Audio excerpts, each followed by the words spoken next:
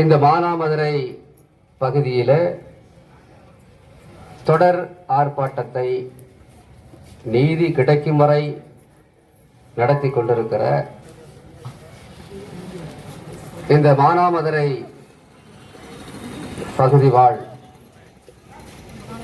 மக்களுக்கும்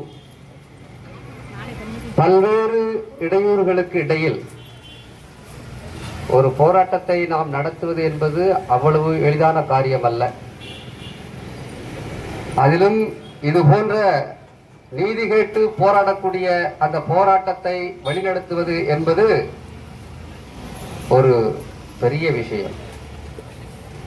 பல்வேறு இடையூறுகள் வரும். இந்த அதிகார கும்பல்கள் சும்மா விடுவார்களா?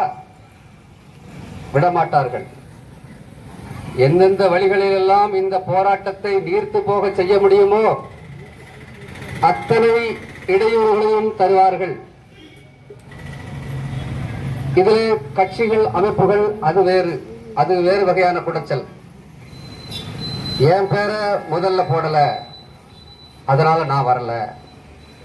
என் பேர் 4வதாக இருக்குது, நான் எப்படி வர்றது என்றெல்லாம் இப்படி ஒரு பக்கம்.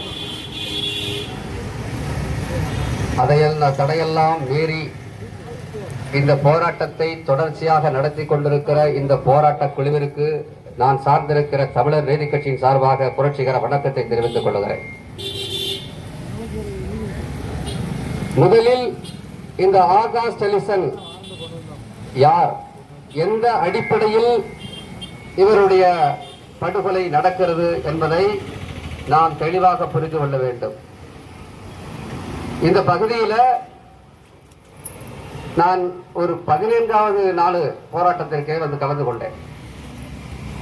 அப்படி கலந்து கொண்ட போது இந்த கிருஷ்ணராஜபுரம் நகர் பகுதியைச் சேர்ந்த அந்த மக்களிடத்திலே நான் விசாரித்தேன். யார் இந்த ஆகாஷ் டெலிசன், அவருடைய நடவடிக்கைகள் என்ன, எப்படிப்பட்டவர், அவருடைய குடும்ப பின்னணி என்ன என்பது குறித்து நான் அங்கு இறங்கி விசாரித்தேன். அந்த வகையில் இந்த ஆகாஷ் டெலிசன் என்பவர் ஒரு துடிப்பான இளைஞர், தவறை தட்டி கேட்கக்கூடிய ஆற்றல் மிக்கவர், ஆண்மையோடு செயல்பட்டவர். அவருடைய அப்பா இதே பகுதியில் பிரியாணி கடை வைத்திருக்கிறார். இந்த ஆகாஷ் டெலிசன் என்பவர் பற்றி காவல்துறைக்கும் தெரியும், அவருடைய குடும்ப பெண்மணி குறித்து இந்த காவல்துறைக்கு தெரியும், இந்த பகுதி மக்களுக்கும் தெரியும் எப்படிப்பட்டவர்கள் என்று. என்ன நடக்கிறது இங்கே? இந்த மானாமதுரை பகுதியிலே கஞ்சா கொடி கட்டி பறக்கிறது. கஞ்சா வியாபாரம், இந்த கஞ்சா வியாபாரம், இந்த கஞ்சாவை விற்பதற்கு இந்த காவல்துறை உடந்தையாக இருந்து கொண்டு அந்த கஞ்சா வியாபாரிகளிடத்தில் பணத்தை பெற்றுக் கொண்டு கஞ்சா வியாபாரம் செய்வதற்கு துணை நின்றிருக்கிறார்கள். அந்த நிலையில தான் நான் விசாரித்த வகையில் கஞ்சா குடித்து பாதிக்கப்பட்டு இறந்த குடும்பத்திற்கு இந்த கஞ்சா வியாபாரிகளிடத்திலே பணத்தை வாங்கி இந்த ஆகாஷ் டெலிசன் என்பவர் கொடுத்திருக்கிறார். அப்படிப்பட்ட நிலையில தான் இந்த கஞ்சா வியாபாரிகள் என்ன செய்கிறார்கள்? ஆஹா, நம்முடைய தொழிலுக்கு ஆபத்து வந்துருச்சு, ஆகாஷ் டெலிசன் மூலமாக ஆபத்து வந்துருச்சு, இந்த இளைஞர் படை இப்படியே போனா நம்ம கஞ்சா வியாபாரம் நடக்காது, அப்படியே டாஸ்மாகையும் நடக்காது, நம்ம நினைச்சது நடக்காது என்று சொல்லி ஆகாஷ் டெலிசன் மீது குறிவைக்கிறார்கள். அவர் மீது பொய் வழக்கு புனையப்படுகிறது. ஏற்கனவே ஒரு முறை பொய் வழக்கு போட்டு இவரை ஆஜர்படுத்திய போது இவர் அங்கே அந்த நீதிபதியிடம் வாக்குமூலம் அளித்திருக்கிறார். இவர் படித்துக் கொண்டிருக்கிறார். ஒரு படித்த பையனை நீங்க இப்படி பிடிச்சிட்டு வந்து இந்த மாதிரி கேஸ் போட்டிருக்கீங்களே என்று அந்த நீதிபதியை விசாரித்த போது இந்த ஆகாஷ் டெலிசன் உண்மையை சொல்லி இருக்கிறார். இது போன்று எந்த தவறும் நான் பண்ணல, என்னை வேண்டுமென்று இந்த காவல்துறை பிடித்து பொய் வழக்கு புனைகிறார்கள் என்று சொல்லியிருக்கிறார். அந்த நீதிபதி இந்த ஆகாஷ் டெலிசனை உடனடியாக விடுதலை செய்ததோடு மட்டுமல்லாமல் அந்த காவல்துறையை எச்சரித்தும் அனுப்பியிருக்கிறார்கள். நம்முடைய ராஜதந்திரங்கள்லாம் வீணாய் போய்விட்டது என்று காவல்துறை குறிபார்த்து கொண்டே இருக்கிறார்கள். கஞ்சா வியாபாரம் நடக்காது இவன் இருந்தால், சாராயத்தை வாங்கி வைத்து விற்க முடியாது இவன் இருந்தால், ஆக இவனை எப்படிதான் இவனை போட்டு தள்ளுவது என்று காவல்துறையும் இந்த கஞ்சா வியாபாரிகளும் சேர்ந்து முடிவெடுக்கிறார்கள். அப்படி முடிவெடுத்து ஒரு அந்த சம்பவம் இவரை பிடித்துக் கொண்டு போவதற்கு முன்பு ஒரு அடிதடி ஒன்று நடக்கிறது. இவர் அறிவாளை வைத்துட்டு ஓடுற மாதிரியும் அந்த மாதிரி ஒரு சில நடக்கிறது. ஆக இவர் தட்டி கேட்டதனால் அந்த சிறிய அந்த மோதல் போக்கு நடந்திருக்கிறது. அந்த மோதல் போக்கையே அடிப்படையாக வைத்து அதை பூதாகரமாக்கி காவல்துறை இவரை பிடித்துக் கொண்டு போகிறது. தனிப்படை போட்டு பிடித்துக் கொண்டு போவது கிட்டத்தட்ட 6 பேரை பிடித்திருக்கிறார்கள். அந்த 6 பேரை பிடித்ததோடு இந்த ஆகாஷ் டெலிசனை மட்டும் தனியாக பிரித்து, நீ தேவேந்திர குல வேளாளர் சமுதாயத்தை சேர்ந்தவன் தானே என்று தனியாக பிரித்து பல்வேறு இடங்களுக்கு அழைத்து சென்று, தனியார் இடங்களுக்கு அழைத்து சென்று இவரை அடித்து சித்திரவதை செய்து ஒரு கோணியை எடுத்து என்ன செய்திருக்கிறார்கள்?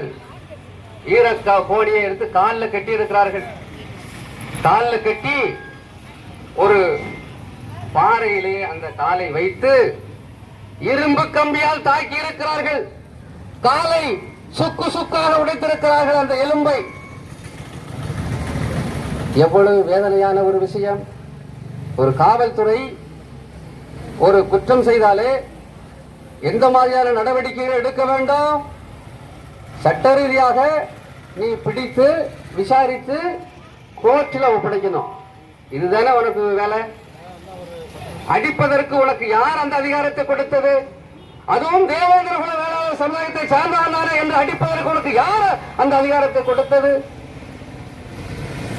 இவனை அடிச்சா கேட்கறதுக்கு நாதி இல்லை, எவனும் வரமாட்டான். அங்கங்க சிறு சிறு அமைப்புகள் அங்கங்க கூச்சல் போடுவான் என்று நம்முடைய பலகீனத்தை புரிந்து கொண்டு இந்த அதிகார கும்பல்கள், சாதிவரி கும்பல்கள், இந்த சதிகார கும்பல்கள் ஆகாஷ் டெலிசனை அடித்து சித்திரவதை செய்து அந்த ரத்தத்தை ஒழுக விட்டு, இவர்கள் நினைத்திருந்தால் ஆகாஷ் டெலிசனை காப்பாற்றி இருக்கலாம். அத்தனை ரத்தமும் போன பிறகு இவர் ஆஸ்பத்திரியிலே அனுமதிக்கப்படுகிறார். போச்சு. அங்கே சென்று இவர் இங்கே கதை முடித்திருந்திருந்தா அப்படியே ஊத்தி மூடியிருப்பான், இந்த கேஸை முடிச்சிருப்பான். ஆனால் அந்த ஆஸ்பத்திரிக்கு சென்று இவர் வாக்குமூலம் அளிக்கிறார். அந்த ஒண்ணுதாங்க எவிடன்ஸ் நமக்கு. அந்த வாக்குமூலத்துல நடந்ததை சொல்றாரு.